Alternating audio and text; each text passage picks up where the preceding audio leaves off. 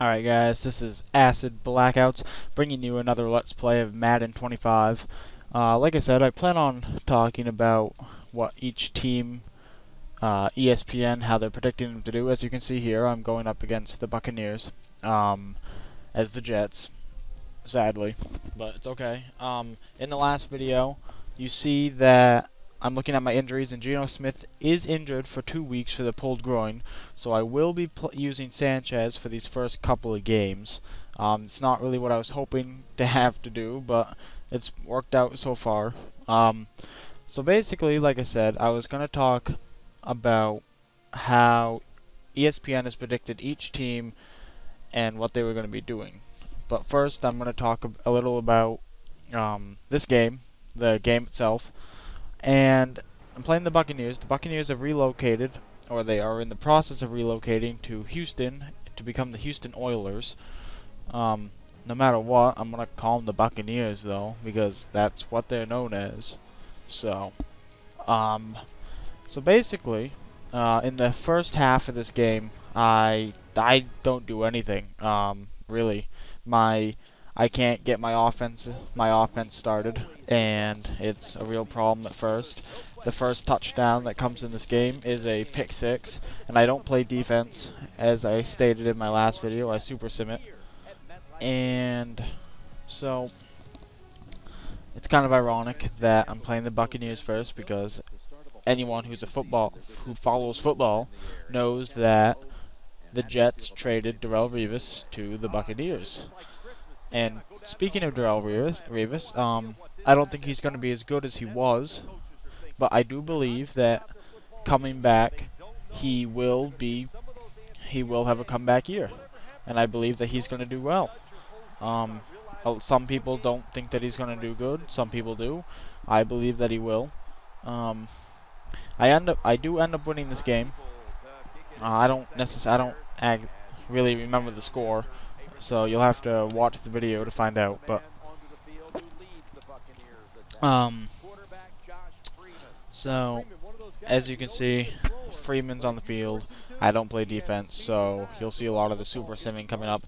And I didn't even notice it, but when I was playing, I accidentally switched my thing over to pass, and I honestly think that that's what was messing me up in the first half, because it was just all passing plays, and they saw it coming, the defense saw it coming, and I couldn't get past it. So anyways, so this is ESPN's predictions for playoffs. So for the wild card in the AFC, they have it going the Texans and the Ravens, the Texans winning 24-3, and then the Dolphins and the Chiefs, the Dolphins winning 20-13. And I want to state two things. First of all, I don't believe that the Dolphins will be in the playoffs. That's just not going to happen. I mean, they've added a few people to their team, but I don't think it's going to happen. Them beating out the Patriots in the AFC East is not going to happen. So from there, we have the Bengals and the Texans. Texans are going to win 37-20. And then the Broncos are going to beat the Dolphins 41-28. And I can see both of those happening. I do see the Ravens going back to the playoffs. I don't think they're going to make it very far, but I do see them back in the playoffs. The Texans have a very solid team. I could totally see them going far into the playoffs, just like ESPN has stated here. But they do have the Broncos beating the Texans 24-14. The only thing, though, with the Texans, they have added Ed Reed to their defense. So now they have two good corners. They have an amazing line. And really, their defense is as solid as you can get, really, if you look at it. Brian Cushing's, J.J. Watt, who had 19.5 sacks last year, and like 10 or so pass deflects. I mean, and a bunch of... So, I mean, you can't really go wrong with that. So, on the NFC side, they have the Falcons and the Bucks. I feel like... I don't honestly know who's in the Buccaneers division, but I feel like, even though it's a wild card game, I don't feel like the Buccaneers would make it into a wild card game. But they do have the Falcons winning 45-10. The Falcons definitely have a playoff team. They don't need to do anything to it, even though Tony Gonzalez is on his last leg, basically. I mean, he wasn't even going to come back this year, and they persuaded him to come back. So, I mean, he's definitely, will be his last year of playing. And with Steven Jackson there now, they've definitely added a threat, quote unquote, to their run game. Definitely feel like they're going to do a lot more passing, though. And then you have the 49ers and the Redskins. And for some reason, they have the 49ers being in the wild card game. I honestly feel like the 49ers should have kept Alex Smith instead of Kaepernick. Just because before Smith went out, he was leading in all stats for quarterbacks. So honestly, I don't see why they traded him. As good as Kaepernick is, I don't think he's ever gonna amount to a Super Bowl ring. That 49ers team last year was the first time the 49ers have ever lost in the Super Bowl. They were 5-0, and now they're 5-1. The Redskins, as the 49ers beat the Redskins 19-13, I do believe the Redskins will make it to the playoffs over the Cowboys, no doubt. Romo, once they start losing, once they're behind, that team in general can't pull off a comeback victory, so it's not going to happen. Then they have the Packers and the Falcons. Packers being my favorite team, I'm going to predict them to win anything, unless I understand that it's a really bad matchup for them, and I know they're going to lose, but I don't want to think about that. They have them beating the Falcons 31-24. Packers have had some departures of like Greg Jennings and Donald Drivers, and those are definitely big key star players. But I do feel like Aaron Rodgers and his offense are good enough to make it back to the playoffs. The only thing that needs to happen is that the defense needs to step up the game a little. Lacey and Franklin on the run will definitely help a great amount in helping Rodgers not get sacked so much. He's the most sacked QB for a while now. The lines, honestly, I don't know what they did to improve the line, but last year it wasn't very good. So then they have the Seahawks beating the 49ers 23-21. That will definitely be a close game, like they have it listed here. Seahawks have a really good offense, an amazing defense, and same as the 49ers, but I honestly feel like the Seahawks will have a bit more depth to their team than the 49ers do. So then in the last round, they have the Packers versus the Seahawks, which if you recall the first game of last year, the Seahawks and Packers, the refs messed up and gave the win to the Seahawks. Honestly, it should have been Packers win. And then, so I would like to think that the Packers would beat the Seahawks, but I honestly do believe that, anyone can see this, is that the Seahawks have the better defense, and defense wins games. If you can't stop the offense, then you're not going to win, obviously. So then in the Super Bowl, it is the Broncos and the Seahawks. Broncos are definitely the favorite to win the Super Bowl out of the AFC and NFC. Really, they're the key team right now. They already had an amazing defense, and then they brought in Peyton Manning, who's an amazing quarterback. I don't really like him, but he's amazing. You can't argue with that. So he'll bring them back through the playoffs quite far. And then they added Wes Welker, so they have Welker and Decker now. There's really, you can't go wrong with that. That's an amazing team. And they have they are missing Von Miller now for 6 games, I believe. 4, maybe it's 4 games. It's either 4 or 6 games. But they have the Broncos winning 34-31, so it's going to be decided by a field goal, according to them. And they have the Broncos winning. So as I said I was going to do, I just wanted to kind of give you guys the playoff scoop that ESPN has predicted here. But as I said I was going to do, go through each team that they've listed and talk about what they're doing with them. As you can see in the game going on right now, I'm winning 7-0 still, only because of that defensive pick 6. Second quarter. Like I said, the first half is not a very good half. But okay, so we're going to start. The first two that they list are the Dolphins and the Patriots. I would talk about the Patriots first, but I want to save that for next game because I actually play against the Patriots in this, so I feel like it'd be a bit more fitting. So as the Miami Dolphins, some things that they say about them. Unit projections, they're ranked 27th on offense and 6th on defense. I don't necessarily know what they have on their defense, but so I can't really rate that. But it says here, wide receiver Mike Wallace must recover from a poor 2012, 78th in DVOA, 1st and 8th in 2010 and 11 respectively. But the offense's big question is whether the line minus All-Pro Jake Long can keep Ryan Tannehill upright. Dion Jordan joins the D-line that must be stellar again. 42 sacks, 7th in the NFL to ease in cornerbacks Brent Grimes, free agent signee, and Richard Marshall returning from injury. So they're talking here about a non-QB MVP, and they're putting Cameron Wake would be the non-QB MVP for the Dolphins. His approximate value from 2012 to 2010 to 2012, 0 to 20 is a 14.4.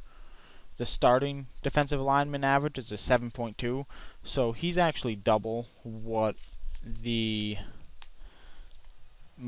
average defensive lineman is. Cameron Wake has easily been Miami's best player since 2010. His 15 sack, 18 AV performance a season ago ranked among the most productive in football, and only J.J. Watt recorded more QB hits.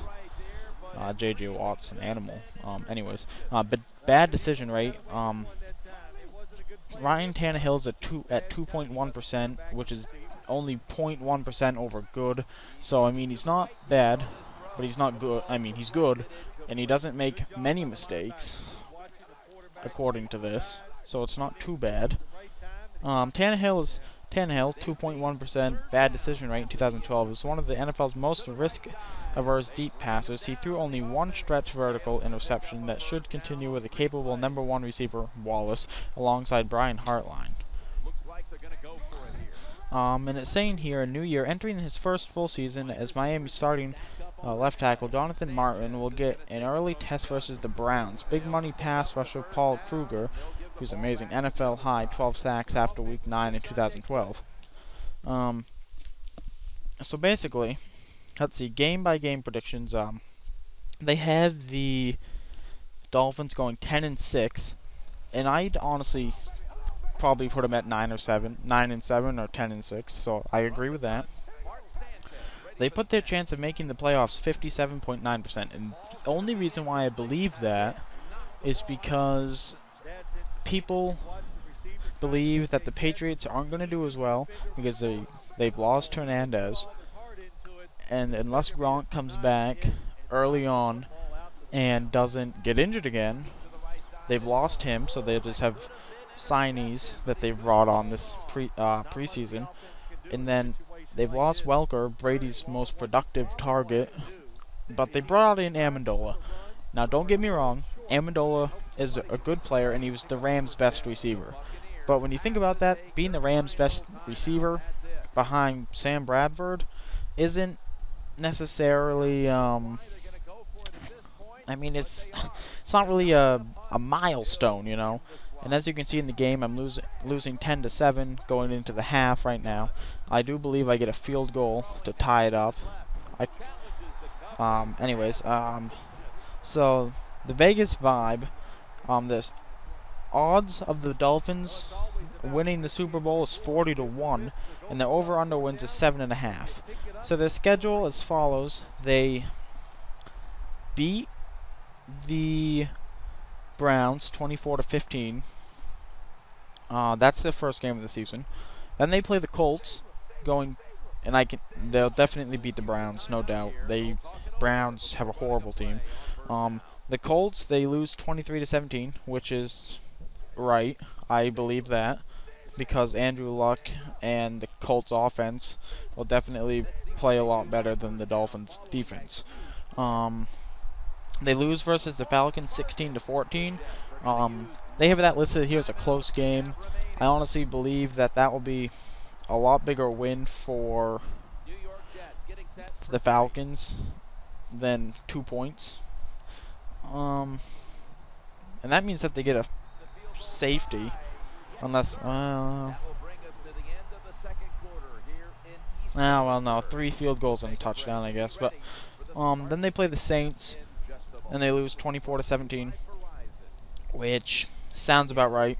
So they start off going 1-4, and then they pick up 2 wins, one against let's see here, the Ravens, which I don't believe is going to happen. The Ravens, even though they've lost key players on their defense, I don't believe they've actually added players too.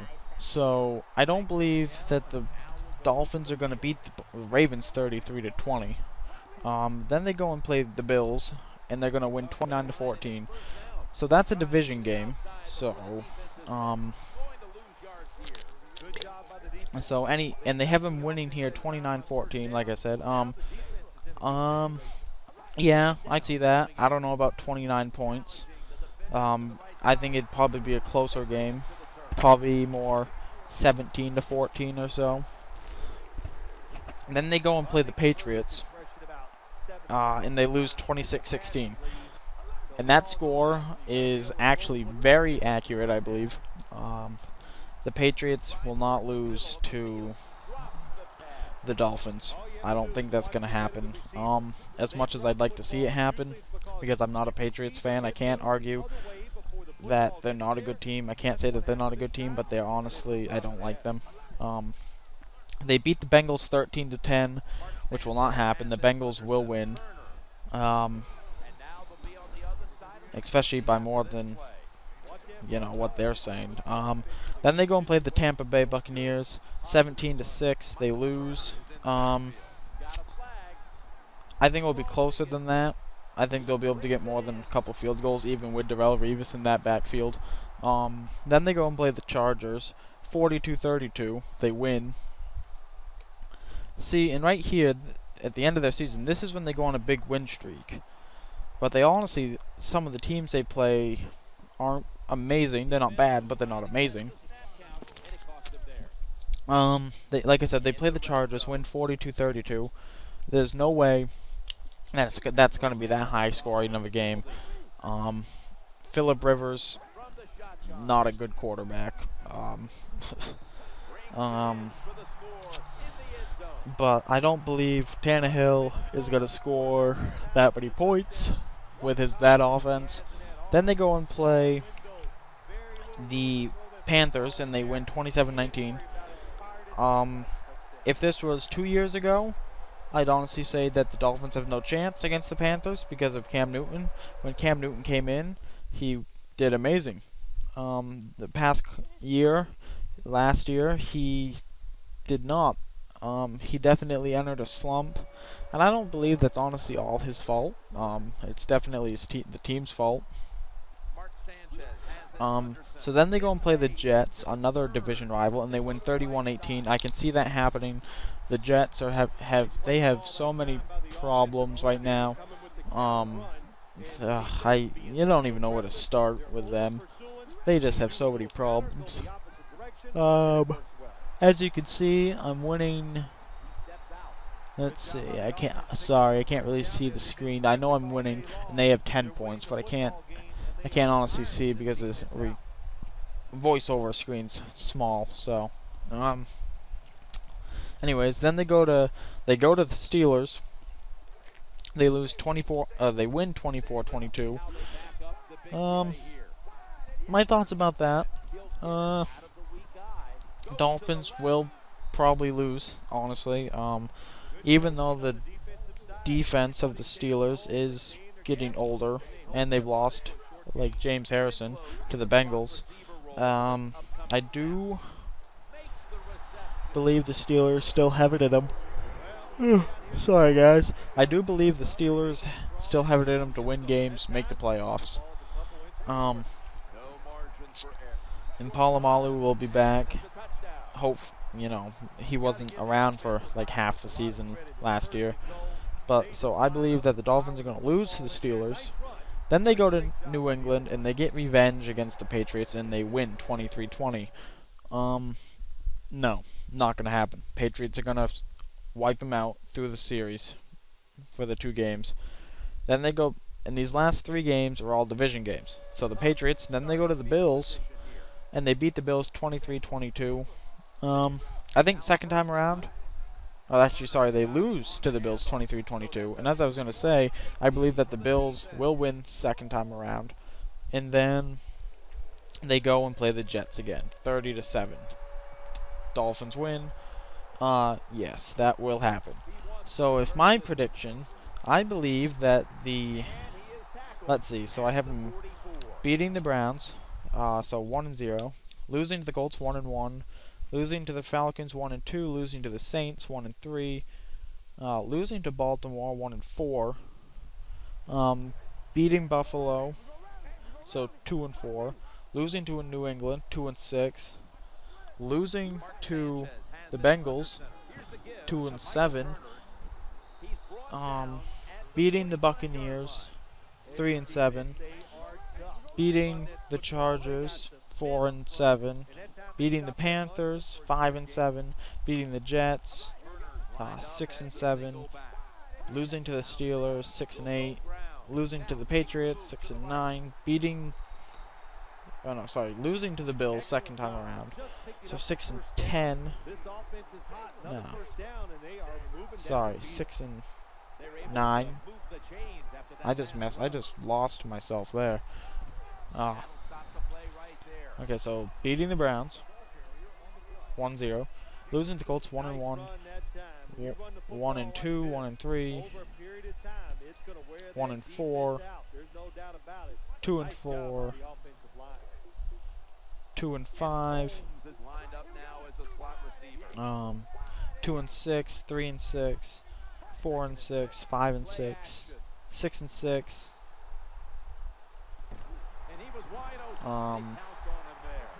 6-7, 6-8, 6-9, and 7-9. So I actually have the Dolphins going 7-9, and not the 10-6 that they're predicting them to. I honestly feel like that's probably more accurate than 10-6. They're not. Even though they've added a few players, they do have a couple injuries from preseason already. And they're just not a high caliber enough team. And in the division they're in, the Bills and the Patriots will put up enough of a fight to push the Dolphins away from the playoffs. So that's my predictions on the Dolphins. Next week, well, not next week, tomorrow, I will be talking about the Patriots. One thing I would like to say about the Patriots, as everyone that pays any attention to football knows, Tebow is on the Patriots. I'm honestly hoping he makes the roster. I believe that under Brady and Belichick, he could become a good quarterback, and I honestly believe that he's a good quarterback already. He just needs a little time. I mean, his first year, he did beat the Steelers in overtime for a playoff victory. So, all in all, people should give him a little bit of a chance.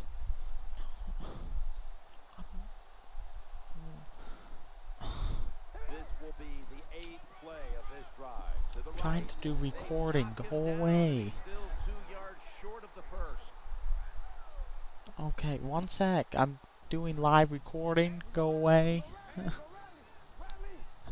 Fuck off. About to snap for the ninth play of the drive. Here's the give to Michael Turner. The tackle's going to be made, but he's beyond the first down marker. First down by the offense in the red zone. So as You're on the defense. sorry about that. Sorry about that, my YouTube followers. So Tebow last night in the last preseason game, he played for the second half, and he threw 7 for 11, and he had 2 touchdowns, and he had 1 pick, but he did throw 2 touchdowns to win the game against the Giants. So I do believe he has a spot on the roster. Robert Kraft wants him there. So really, though, it's all up to Belichick and whether or not he wants to keep him there. Like I said, being there for a few years behind Brady and Belichick will definitely help him out. If any team can help a quarterback, it's that team. Learning with either Brady or Peyton, you're going to learn a lot. As you can see here in this game, I've definitely pulled away, winning 27 to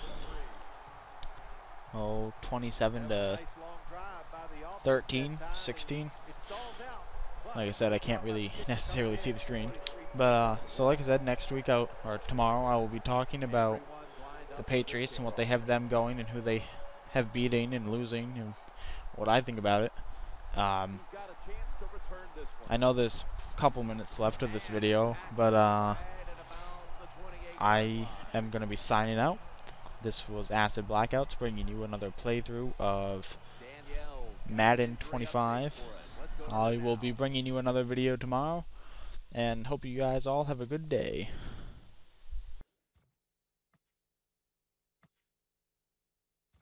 That's it. This game is over.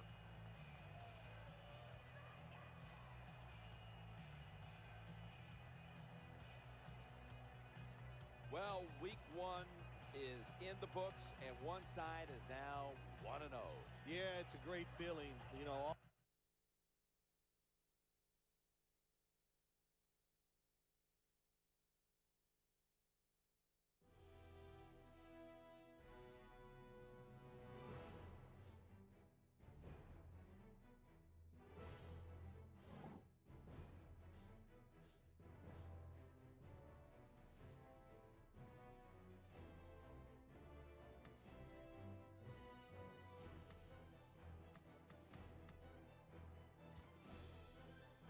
You know, you look at your roster from last year, and there was a lot of talent on that squad, but things just didn't come together. How do you avoid that happening again this season?